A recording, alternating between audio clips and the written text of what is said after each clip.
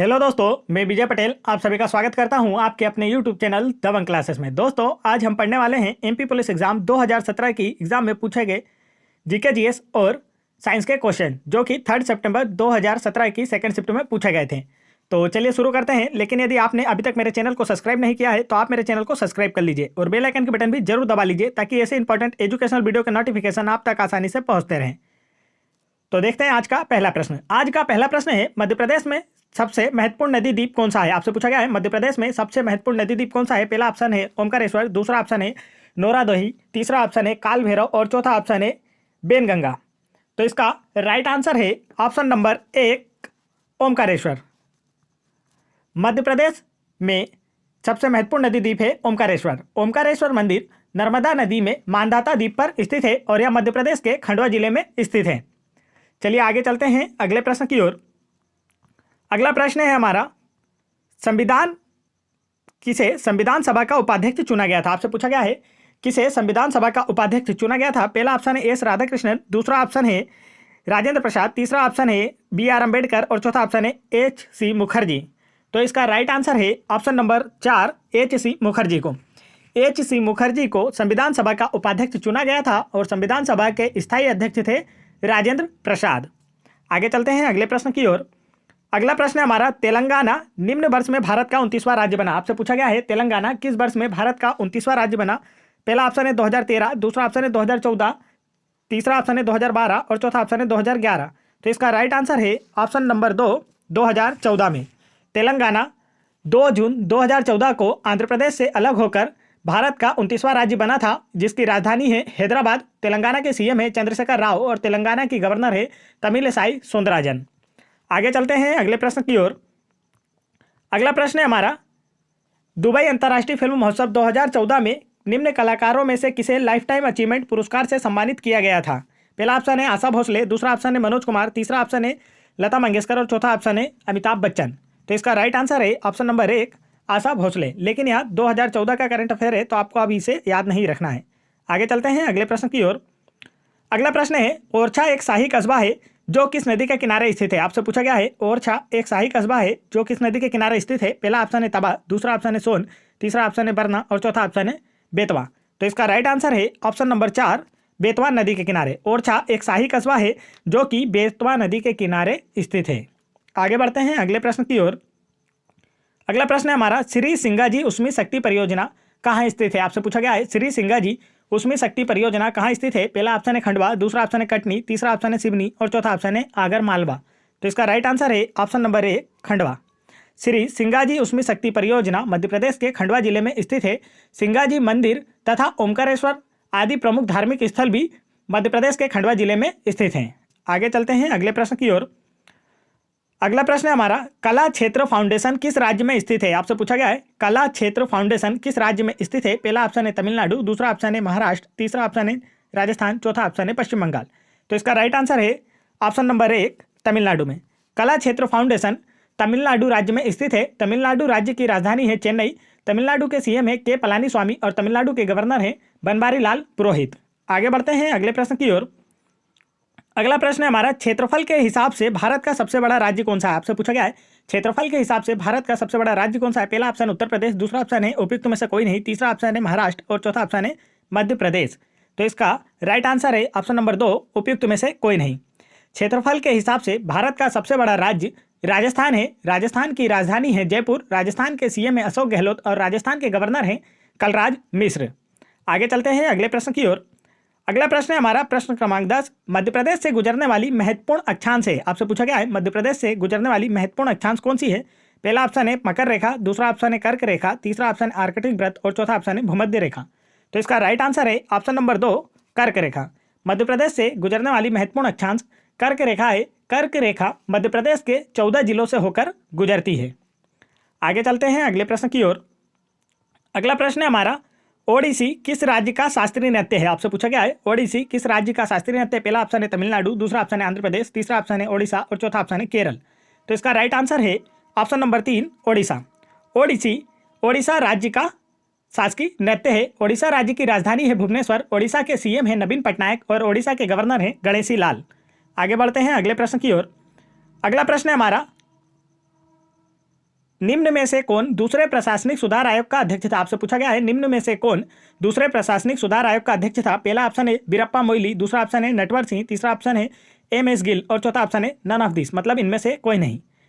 तो पूछा गया है इनमें से कौन दूसरे प्रशासनिक सुधार आयोग का अध्यक्ष था? तो इसका राइट आंसर है ऑप्शन नंबर 1 वीरप्पा मोइली दूसरे प्रशासनिक सुधार आयोग के अध्यक्ष थे। आगे चलते हैं अगले प्रश्न की ओर। अगला प्रश्न है हमारा, प्रधानमंत्री नरेंद्र मोदी का सूट जिसमें उनके नाम की सोने के महीन फीते से कसीदाकारी की गई थी निम्नलिखित शहरों में से किसमें नीलाम किया गया था? पहला ऑप्शन है नई दिल्ली, दूसरा ऑप्शन है मुंबई, तीसरा ऑप्शन है वाराणसी और चौथा ऑप्शन है सूरत। तो इसका राइट आंसर है ऑप्शन नंबर 4 सूरत में। प्रधानमंत्री नरेंद्र मोदी जी का सूट जिसमें उनके नाम की सोने की महीन फीते से कसीदाकारी की गई थी सूरत शहर में नीलाम हुआ था और सूरत शहर ताप्ती नदी के किनारे स्थित है। आगे चलते हैं अगले प्रश्न की ओर। अगला प्रश्न है, भारत में राष्ट्रीय दूध दिवस किस दिन मनाया जाता है? आपसे पूछा गया है भारत में राष्ट्रीय दूध दिवस किस दिन मनाया जाता है? पहला ऑप्शन है 9 सितंबर, दूसरा ऑप्शन है 26 नवंबर, तीसरा ऑप्शन है 23 जनवरी और चौथा ऑप्शन है 5 जून। तो इसका राइट आंसर है ऑप्शन नंबर 2 26 जनवरी को। भारत में राष्ट्रीय दूध दिवस 26 नवंबर को मनाया जाता है और भारत में दुग्ध क्रांति के जनक के रूप में वर्गीस कुरियन को जाना जाता है। तो यहाँ आपसे पूछा गया भारत में दूध दिवस कब मनाया जाता है? तो राइट आंसर है 26 नवंबर को। आगे चलते हैं अगले प्रश्न की ओर। अगला प्रश्न है हमारा, भोपाल का जामा मस्जिद किसके द्वारा बनवाया गया था? आपसे पूछा गया है भोपाल का जामा मस्जिद किसके द्वारा बनवाया गया था? पहला ऑप्शन है शाहजहां बेगम, दूसरा ऑप्शन है दोस्त मोहम्मद, तीसरा ऑप्शन है कदीसिया बेगम और चौथा ऑप्शन है बकी मोहम्मद खां। तो इसका राइट आंसर है ऑप्शन नंबर 3 कदीसिया बेगम के द्वारा। भोपाल का जामा मस्जिद कदीसिया बेगम के द्वारा बनवाया गया था। आगे चलते हैं अगले प्रश्न की ओर। अगला प्रश्न है हमारा, भारतीय वायुसेना के प्रमुख कौन है? आपसे पूछा गया है भारतीय वायुसेना के प्रमुख कौन है? पहला ऑप्शन है एयर चीफ मार्शल अरूप राहत, दूसरा ऑप्शन है air chief marshal Anil Kumar Browne, तीसरा ऑप्शन है air chief marshal Pradeep Naik, चौथा ऑप्शन है air chief marshal B S Dhanoa.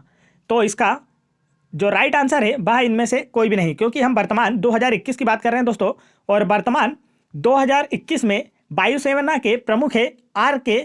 Bhadauria अर्थात राकेश कुमार भदौरिया, और इन्होंने बी.एस. धनोआ की जगह ली है। तो आपको वर्तमान का याद रखना है, वर्तमान 2021 में वायुसेना के प्रमुख है राकेश कुमार भदौरिया और इन्होंने बी.एस. धनोआ की जगह ली है। आगे बढ़ते हैं अगले प्रश्न की ओर। अगला प्रश्न है हमारा, शक संवत पर आधारित राष्ट्रीय कैलेंडर का प्रथम महीना कौन सा है? आपसे पूछा गया है शक संवत पर आधारित राष्ट्रीय कैलेंडर का प्रथम महीना कौन सा है? पहला ऑप्शन है श्रावण, दूसरा ऑप्शन है फागुन, तीसरा ऑप्शन है चैत्र और चौथा ऑप्शन है माघ। तो इसका राइट आंसर है ऑप्शन नंबर 3 चैत्र। शक संवत पर आधारित राष्ट्रीय कैलेंडर का प्रथम महीना चैत्र माह होता है। शक संवत की शुरुआत 78 ईस्वी में कुषाण शासक कनिष्क के द्वारा की गई थी। यह कुषाण वंश से संबंधित था, तो इसे आपको याद रखना है। शक संवत की शुरुआत 78 ईस्वी में कनिष्क के द्वारा की गई थी, जो कि कुषाण वंश से संबंधित था। आगे चलते हैं अगले प्रश्न की ओर। अगला प्रश्न है हमारा, निम्न में से कौन सा शहर ऑटोमोबाइल उद्योग से संबंधित नहीं है? आपसे पूछा गया है निम्न में से कौन सा शहर ऑटोमोबाइल उद्योग से संबंधित नहीं है? पहला ऑप्शन है चेन्नई, दूसरा ऑप्शन है पुणे, तीसरा ऑप्शन है पीथमपुर और चौथा ऑप्शन है ईटानगर। तो इसका राइट आंसर है ऑप्शन नंबर 4 ईटानगर। ईटानगर शहर ऑटोमोबाइल उद्योग से संबंधित नहीं है।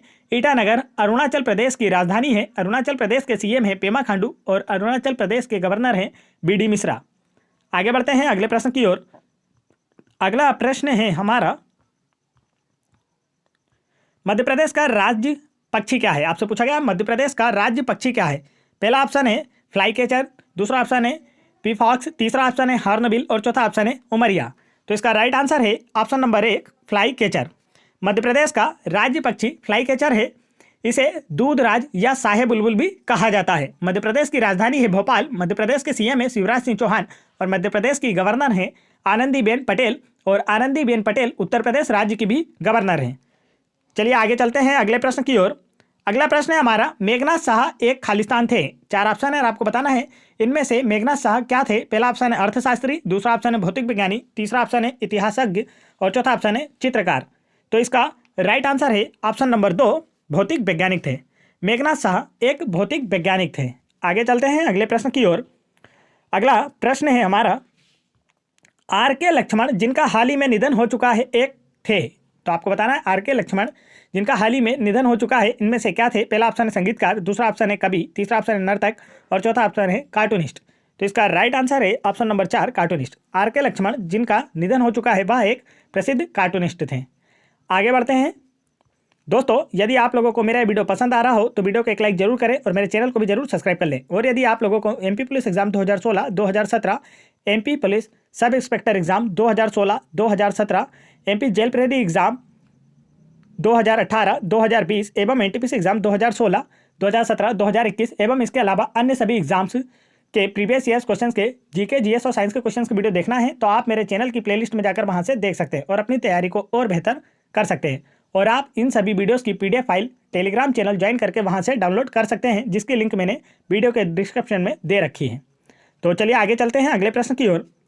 अगला प्रश्न है, आंतरिक निषेचन के दौरान निषेचन की प्रक्रिया होती है। आपसे पूछा गया है, आंतरिक निषेचन के दौरान निषेचन की प्रक्रिया कहाँ पर होती है? पहला ऑप्शन है भूमि पर, दूसरा ऑप्शन है मादा के शरीर में, तीसरा ऑप्शन है नर के शरीर में और चौथा ऑप्शन है जल में। तो इसका राइट आंसर है ऑप्शन नंबर 2, मादा शरीर में। आंतरिक निषेचन के दौरान निषेचन की क्रिया मादा शरीर के अंदर होती है और इसके उदाहरण है मनुष्य तथा जानवर और सभी पक्षी। आगे चलते हैं अगले प्रश्न की ओर। अगला प्रश्न है हमारा, मछली से प्राप्त कॉड यकृत तेल में किसकी समृद्धि होती है? आपसे पूछा गया है, मछली से प्राप्त जो कॉड यकृत तेल होता है किससे समृद्ध होता है? पहला ऑप्शन है विटामिन सी, दूसरा ऑप्शन है विटामिन ए और डी, तीसरा ऑप्शन है विटामिन 12 और चौथा ऑप्शन है विटामिन के। तो इसका राइट आंसर है ऑप्शन नंबर 2, विटामिन ए तथा डी। मछली से प्राप्त कॉड यकृत तेल में प्रचुर मात्रा में विटामिन ए और डी पाया जाता है और विटामिन डी का प्राकृतिक रूप से जो स्रोत है वह सूर्य का प्रकाश होता है। चलिए आगे बढ़ते हैं अगले प्रश्न की ओर। अगला प्रश्न है हमारा, चुंबकीय कंपास सुई दिशा ज्ञान के लिए सर्वश्रेष्ठ डिवाइस है, लेकिन यह निम्न पर अनुपयोगी हो जाती है। आपसे पूछा गया है, चुंबकीय कंपास सुई दिशा ज्ञान के लिए सर्वश्रेष्ठ डिवाइस है, लेकिन यह कहाँ पर अनुपयोगी हो जाती है? पहला ऑप्शन है 66 डिग्री उत्तर एवं दक्षिण, दूसरा ऑप्शन है चुंबकीय ध्रुवों पर, तीसरा ऑप्शन है चुंबकीय निरक्ष पर और चौथा ऑप्शन है 23.5 डिग्री उत्तर एवं दक्षिण पर। तो इसका राइट आंसर है ऑप्शन नंबर 2, चुंबकीय ध्रुवों पर। चुंबकीय कंपास सुई जो दिशा ज्ञान के लिए सर्वश्रेष्ठ डिवाइस है, लेकिन यह चुंबकीय ध्रुवों पर कार्य नहीं करती है। चलिए आगे बढ़ते हैं अगले प्रश्न की ओर।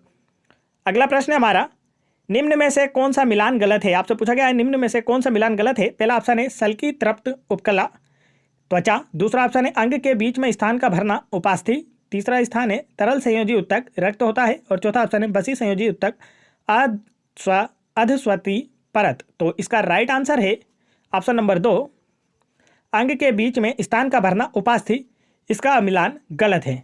आगे चलते हैं अगले प्रश्न की ओर।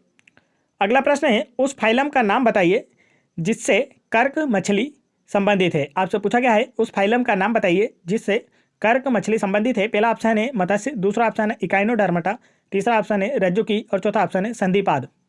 तो इसका राइट आंसर है ऑप्शन नंबर 4, संधिपाद। संधिपाद अर्थात आर्थ्रोपोड समूह से कर्क मछली संबंधित है और आर्थ्रोपोडा समूह जंतु जगत का सबसे बड़ा समूह होता है। आगे चलते हैं अगले प्रश्न की ओर। अगला प्रश्न है, एक क्षेत्र में घोड़ों के समूह के लिए एकल जैविक पद्धति बताइए। आपसे पूछा गया है, एक क्षेत्र में घोड़ों के समूह के लिए एकल जैविक पद्धति बताइए। तो इसका राइट आंसर है ऑप्शन नंबर 1, जनसंख्या। एक क्षेत्र में घोड़ों के समूह के लिए एकल जैविक पद्धति जनसंख्या होती है। आगे चलते हैं अगले प्रश्न की ओर। अगला प्रश्न है, अंतर्विविध संकरण का क्या मतलब होता है? आपसे पूछा गया है, अंतर्विविध संकरण का क्या मतलब होता है? पहला ऑप्शन है आनुवांशिक रूप से विभिन्न पौधों के बीच क्रॉसिंग, दूसरा ऑप्शन है एक ही वंश की 2 भिन्न प्रजातियों के बीच क्रॉसिंग, तीसरा ऑप्शन है भिन्न प्रजाति के बीच क्रॉसिंग और चौथा ऑप्शन है पौधों के विभिन्न प्रकार के बीच क्रॉसिंग। तो अंतर्विविध संकरण का क्या मतलब होता है आपसे यह पूछा गया है। तो इसका राइट आंसर है ऑप्शन नंबर 4, अंतर्विविध संकरण में पौधे के विभिन्न प्रकार के बीच क्रॉसिंग होती है। आगे बढ़ते हैं अगले प्रश्न की ओर। अगला प्रश्न हमारा, उस उत्तक की पहचान करें जो कि सामान्य स्थायी नहीं है। आपसे पूछा गया है, उस उत्तक की पहचान करें जो कि सामान्य स्थायी नहीं है। पहला ऑप्शन है द्रोणोत्तक, दूसरा ऑप्शन है जाइलेम, तीसरा ऑप्शन है मृदुतक और चौथा ऑप्शन है सेलोसातक। तो इसका राइट आंसर है ऑप्शन नंबर 2, जाइलेम। जाइलम उत्तक स्थायी उत्तक नहीं है। जाइलम की सहायता से पौधे के विभिन्न भागों में जल का परिवहन होता है। आपको इसे भी याद रखना है। आगे बढ़ते हैं अगले प्रश्न की ओर। अगला प्रश्न है, जब कंपन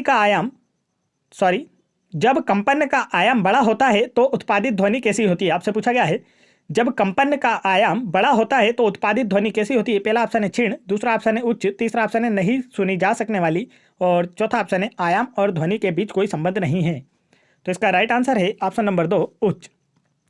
जब कंपन का आयाम बड़ा होता है तो उत्पादित ध्वनि उच्च होती है। चलिए आगे बढ़ते हैं अगले प्रश्न की ओर। अगला प्रश्न है हमारा, नीचे उल्लेखित निम्न में से कौन सी एंटीबायोटिक नहीं है। आपसे पूछा गया है, नीचे 4 ऑप्शन दिए, उनमें से कौन सी एक एंटीबायोटिक नहीं है। पहला ऑप्शन है टेट्रासाइक्लिन, दूसरा ऑप्शन है कुनेन, तीसरा ऑप्शन है क्लोरोमाइसिन, चौथा ऑप्शन है स्ट्रेप्टोमाइसिन। तो इसका राइट आंसर है ऑप्शन नंबर 2 कुनेन। कुनेन एक एंटीबायोटिक नहीं है। कुनेन सिनकोना की छाल से तैयार की जाती है और आमतौर पर कुनेन का उपयोग मलेरिया के इलाज में किया जाता है। आगे चलते हैं दोस्तों अगले प्रश्न की ओर। अगला प्रश्न है, निम्न में से कौन सा एक सूक्ष्म जीव नहीं है। 4 ऑप्शन है और आपको बताना है इनमें से कौन सा एक सूक्ष्म जीव नहीं है। पहला ऑप्शन है जीवाणु, दूसरा ऑप्शन है ईस्ट, तीसरा ऑप्शन है अमीबा और चौथा ऑप्शन है मशरूम। तो इसका राइट आंसर है ऑप्शन नंबर 4 मशरूम। मशरूम एक सूक्ष्म जीव का उदाहरण नहीं है। खाने योग्य मशरूम को खुम्बी कहा जाता है। आप इसे भी याद रखें, खाने योग्य मशरूम को खुम्बी कहा जाता है। चलिए आगे चलते हैं अगले प्रश्न की ओर। अगला प्रश्न है हमारा, ध्रुवी बर्फ टोपी इसके कारण पिघल सकते हैं। आपसे पूछा गया है 4 ऑप्शन देकर कि ध्रुवी बर्फ टोपी किस कारण से पिघल सकते हैं। पहला ऑप्शन है अम्ल वर्षा, दूसरा ऑप्शन है ग्रीन हाउस प्रभाव, तीसरा ऑप्शन है ओजोन परत का रिक्तीकरण और चौथा ऑप्शन है उपरोक्त सभी। तो इसका राइट आंसर है ऑप्शन नंबर 2 ग्रीन हाउस प्रभाव। ध्रुवी बर्फ टोपी ग्रीन हाउस प्रभाव के कारण पिघल सकते हैं। ग्रीन हाउस प्रभाव वायुमंडल में कार्बन डाइऑक्साइड के कारण होता है और इसके कारण वायुमंडल का तापमान बढ़ जाता है और वायुमंडल का तापमान बढ़ने से पर्वतों पर जमी हुई जो बर्फ की परत है वह गल सकती है। चलिए आगे चलते हैं। तो दोस्तों यदि आप लोगों को मेरा वीडियो पसंद आया हो तो वीडियो को एक लाइक जरूर करें और मेरे चैनल को भी जरूर सब्सक्राइब कर लें। और यदि आप लोगों को किसी भी एग्जाम्स के प्रीवियस ईयर्स पेपर के क्वेश्चंस की वीडियो देखना है तो आप मेरे चैनल की प्लेलिस्ट में जाकर वहाँ से देख सकते हैं। और आप इन सभी वीडियोज़ की PDF फाइल मेरा टेलीग्राम चैनल ज्वाइन करके वहाँ से डाउनलोड कर सकते हैं। तो वीडियो पसंद आया हो तो वीडियो को एक लाइक जरूर करें। जय हिंद दोस्तों।